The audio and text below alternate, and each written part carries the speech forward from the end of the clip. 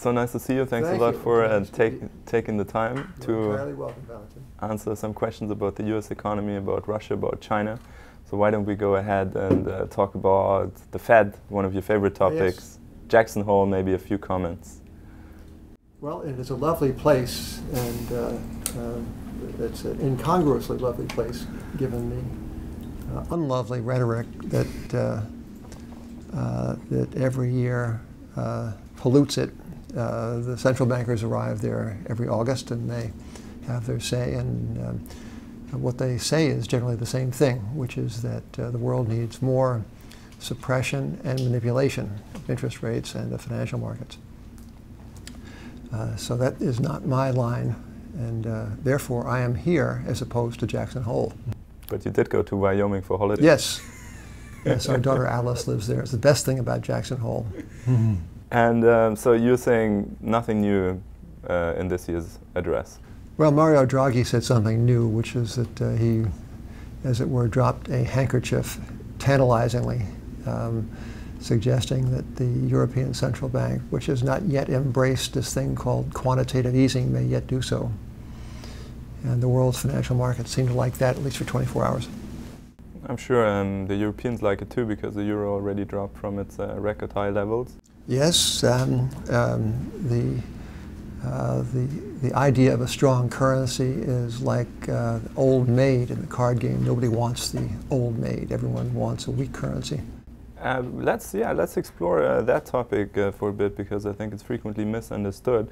Why is a strong currency good for a country? Well, it makes imports cheaper. Importing is would seem to be the payoff for foreign trade. People talk about exports, but isn't the way you get paid through imports? And a strong currency makes imports cheaper.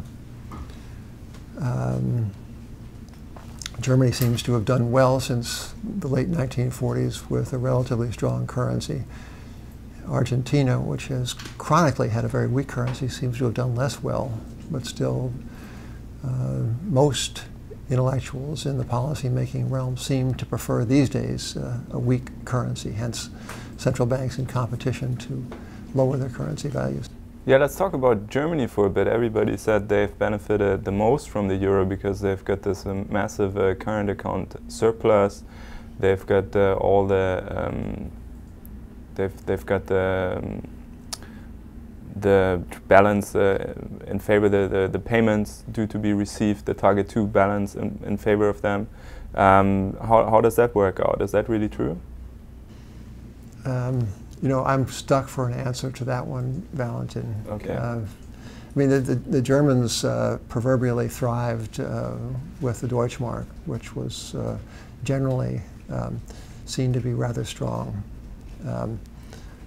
I'm not sure if Germany's relative economic success has to do principally with currency or with the idea that one should work and save. There seems to be a very, very laudable, to my mind at least, work ethic in Germany. Maybe explains more than does currency value. Okay, let's talk about savings for a bit. Can you maybe illustrate for readers and listeners and viewers the difference between real savings and printed money injected into the systems? Well, real money, real savings is consumption deferred. Money is it's work. It's the residue of work. Credit is a promise to pay money. It's different than the thing itself. These days, the distinction is somewhat blurred because paper money is called notes. A note is a promise to pay, and yet money also goes by the name of note. If you look at a Federal Reserve note or greenbacks in America, it says this note is a promise to pay what exactly? There's nothing behind it. So the age-old distinction between money and credit has been blurred certainly since the early 1970s with the disappearance of the last vestiges of the gold standard. But there still remains a clear intellectual distinction between what central banks do when they create new credit, promises to pay on the one hand, and what someone does when he or she puts aside money that he or she has earned. So people talk about a savings glut. That's a phrase you hear a lot and read a lot in the papers. But it's not so much a glut of savings as it is a glut of central bank created script. And as to the quality of the real savings and their economic impact versus the quality of the printed money? Well, one is wholesome and one is not, in my judgment. Over the course of the last year, world central banks have, I guess, created tens of trillions of dollars worth of new scrip, of new fiat currency.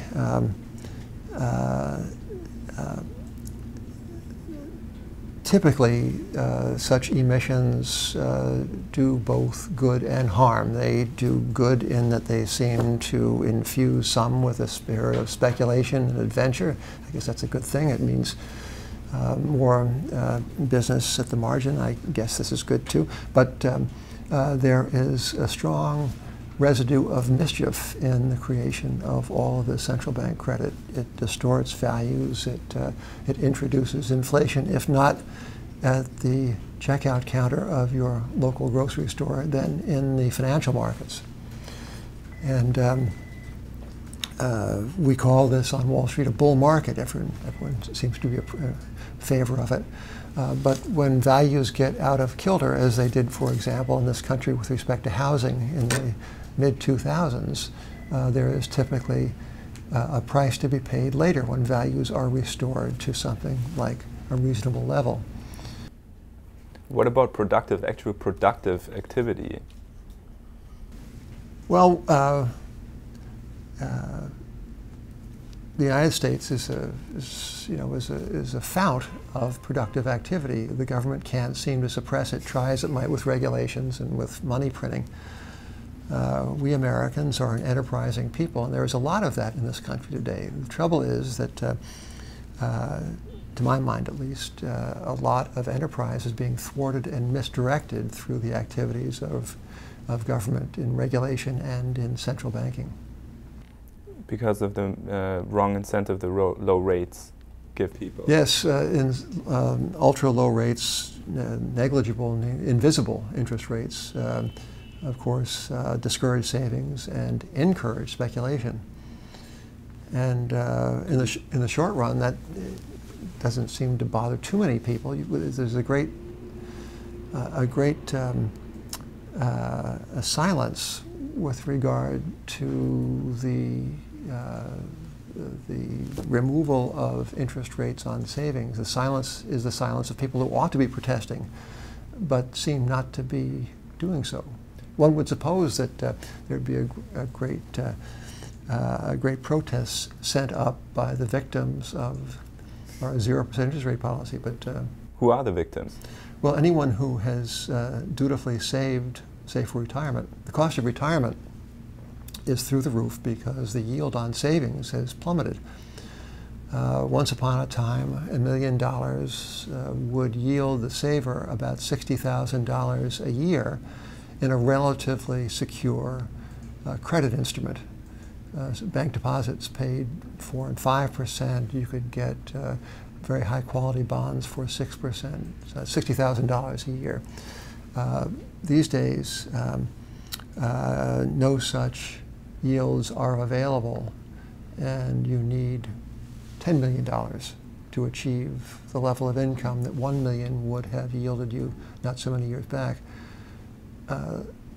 One isn't necessarily entitled to a rate of 6%, but the authorities, I think, ought to do a better job of explaining why it is just and efficacious for banks to be paying the depositors 0% as those banks, if not the causes of our difficulties in 2007, 2008, certainly the handmaidens of those problems as they are returned to something like health. So it's an ethical question as much as a financial one. And the Federal Reserve protests that really 0% rates are good for everyone, you see, because 0% rates encourage economic activity, which I guess I dispute.